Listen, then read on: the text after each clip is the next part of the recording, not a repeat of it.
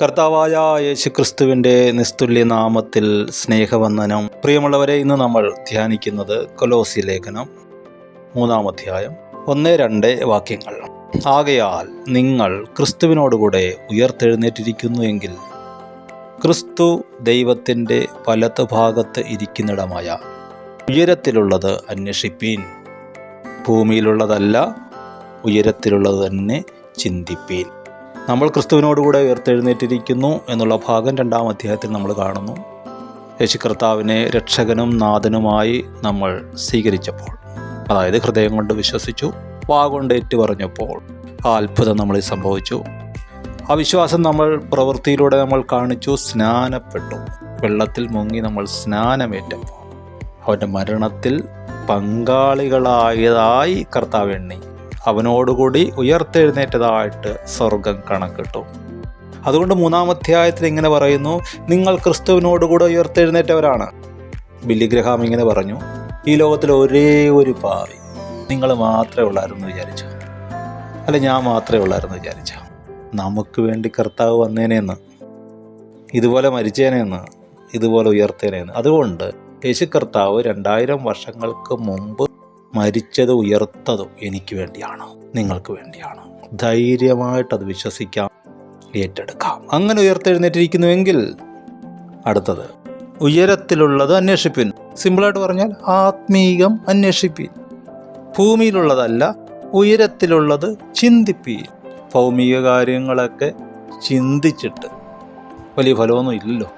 ആത്മീകം ചിന്തിപ്പീൻ. നമുക്കിങ്ങനെ വ്യാഖ്യാനിക്കാം, വചനം ധ്യാനിക്കുക, അതിൻ്റെ അർത്ഥത്തിനായിട്ട് ചിന്തിക്കുക. അപ്പോൾ ആത്മീയം അന്വേഷിക്കുക, വചനം ധ്യാനിക്കുക. അന്വേഷിക്കുക എന്ന് പറഞ്ഞാൽ ആത്മീയ വരങ്ങൾക്ക് വേണ്ടി, ആത്മീയ അനുഭവങ്ങൾക്ക് വേണ്ടി പ്രാർത്ഥിക്കുക, അതിന് ഫസ്റ്റ് പ്രിയോറിറ്റി കൊടുക്കുക, വചനം ധ്യാനിക്കുക. എന്തിനാണ് ഇത് ചെയ്യുന്നത്? അതാണ് അടുത്തത്. അല്ലെങ്കിൽ എങ്ങനെ അത് സാധിക്കും, അതിൻ്റെ റിസൾട്ട് എന്താണ്? താഴെ എഴുതിയിട്ടുണ്ട് 5 മുതലുള്ള വാക്യങ്ങളിൽ. അതുകൊണ്ട് ദുർനടപ്പ്, അശുദ്ധി, അതിരാഗം, ദുർമോഹം, വിഗ്രഹാരാധനയ, അത്യാഗ്രഹം, ഇങ്ങനെ ഭൂമിയിലുള്ള നിങ്ങളുടെ അവയവങ്ങളെ മരിപ്പിപ്പിൻ. വേറെ ഒത്തിരി കാര്യങ്ങളില്ലേ, പക്ഷേ ഈ ഒരു 5 കാര്യങ്ങളെ പറഞ്ഞോളൂ. നമ്മൾ പഞ്ചേന്ദ്രിയം എന്നൊക്കെ പറയത്തില്ലേ, ചില അശുദ്ധിയുടെ പേര് പറഞ്ഞിട്ട് ഈ അവയവങ്ങൾ, പഴയ മനുഷ്യൻ ഉപയോഗിച്ചിരുന്ന ഈ അവയവങ്ങൾ, അതിനെ മരിപ്പിപ്പീൻ. ഈ വക നിമിത്തം ദൈവകോപം അനുസരണം കെട്ടവരുടെ മേൽ വരുന്നു. നമ്മൾ രക്ഷിക്കപ്പെട്ടപ്പോൾ അതൊരത്ഭുതമാണെന്ന് പറയാൻ കാര്യം എന്താണ്? ഇങ്ങനെയുള്ള വിഷയങ്ങളുടെ മേൽ നമുക്കൊരു സ്വാതന്ത്ര്യം കിട്ടി. സ്നാനപ്പെട്ടതും അവിടുന്ന് കയറിയതും എല്ലാം ഒരു ചടങ്ങ് മാത്രമാണെങ്കിൽ ഈ കാര്യങ്ങൾ സാധിക്കുമോ? അപ്പോൾ ഈ ലോകത്തിൻ്റെ പ്രഭുവിൻ്റെ വ്യാപാരങ്ങൾ, അദൃശ്യ ശക്തികളുടെ ആ പിടിയിൽ നിന്ന് നമുക്ക് രക്ഷ കിട്ടി. പക്ഷേ വിശുദ്ധന്മാർക്ക് ഇപ്പോഴും പ്രശ്നങ്ങളില്ലേ? ഉണ്ട്. അത് താഴെ എഴുതിയിരിക്കുകയാണ്. ഇപ്പോഴോ നിങ്ങളും കോപം, ക്രോധം, ഈർഷ്യ, വായിൽ നിന്ന് വരുന്ന ദൂഷണം, ദുർഭാഷണം, അതും 5 കാര്യങ്ങളാണ്. ആ പഞ്ചേന്ദ്രിയങ്ങൾ എന്ന് പറയുന്ന വിഷയം ഇപ്പോൾ ഒറ്റ ഇന്ദ്രിയത്തിലാണ് നിൽക്കുന്നത്. ഈ 5 കാര്യം ഒറ്റ ഇന്ദ്രിയത്തിലാണ്, അത് വായാണ്, നാവാണ്. കാരണം മറ്റേ അവയവങ്ങളെല്ലാം നമുക്ക് മരിപ്പിക്കാം. ഈ അവയവം മരിപ്പിക്കാൻ പറ്റുകയില്ല. കമ്മ്യൂണിക്കേഷൻ നടക്കണ്ടേ, പ്രാർത്ഥന നടക്കണ്ടേ, സ്തോത്രം നടക്കണ്ടേ, പോട്ടെ ഉപദേശം, പ്രബോധനം, അത് കടമയാണ്. എന്തായാലും ഈ അവയവം ഉപയോഗിച്ചേ പറ്റൂ. അവിടെ 5 വിഷയങ്ങൾ വന്നിരിക്കുകയാണ്. ഹല്ലേലൂയ. വചനം നമ്മളെ ഇതിനെക്കുറിച്ച് ബോധവാനാക്കുന്നു. ഒന്നാമത്. രണ്ടാമത്, ബോധം വന്നു കഴിഞ്ഞാൽ, ഒരു ഇരുട്ടാണ് ആ മുറിയിൽ, ലൈറ്റ് ഇട്ട് കഴിഞ്ഞാൽ, വെളിച്ചം വന്നു കഴിഞ്ഞാൽ, ഇവിടെ പാറ്റയുണ്ടെങ്കിൽ, കൊതുകുണ്ടെങ്കിൽ, മറ്റു കാര്യങ്ങളുണ്ടെങ്കിൽ നമുക്ക് കാണാം. ഇതുപോലെ നമ്മൾ ഐഡൻറ്റിഫൈ ചെയ്ത് കഴിഞ്ഞു നമ്മുടെ പ്രോബ്ലം. സങ്കീർത്തകനെ പോലെ നമുക്ക് പ്രാർത്ഥിക്കാം, വ്യസനത്തിനുള്ള മാർഗ്ഗം എന്നിലുണ്ട്, ശാശ്വത മാർഗത്തിൽ എന്നെ നടത്തണമേ എന്ന് പ്രാർത്ഥിക്കാം. ഇനി ഇത് ക്ലിയർ ചെയ്ത് കഴിഞ്ഞാൽ നമ്മൾ എന്താണ് അന്വേഷിച്ചത്? ആത്മീയമാണ് അന്വേഷിച്ചത്. നമ്മൾ എന്താണ് ചിന്തിച്ചത്? വചനമാണ് ചിന്തിച്ചത്. ഭൗതിക മണ്ഡലത്തിൽ നിങ്ങൾ സ്വാധീനങ്ങൾ സൃഷ്ടിക്കും. ആകാശത്തിന് ഭൂമിമേൽ സ്വാധീനതയുണ്ട്.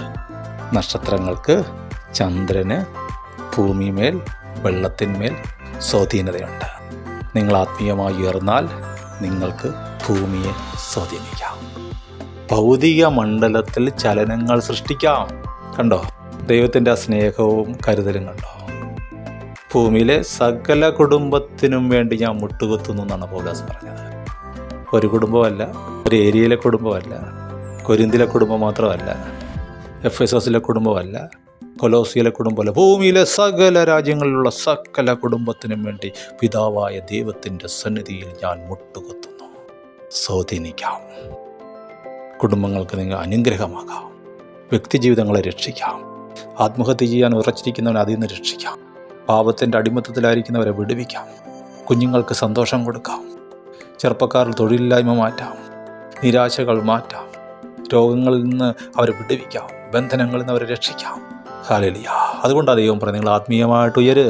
നിങ്ങൾ ആഗ്രഹിക്കുന്നത് നിങ്ങളുടെ പുറകെ വരും. നന്മയും കരുണയും ജീവകാലമൊക്കെയും നിങ്ങളുടെ പുറകെ വരും.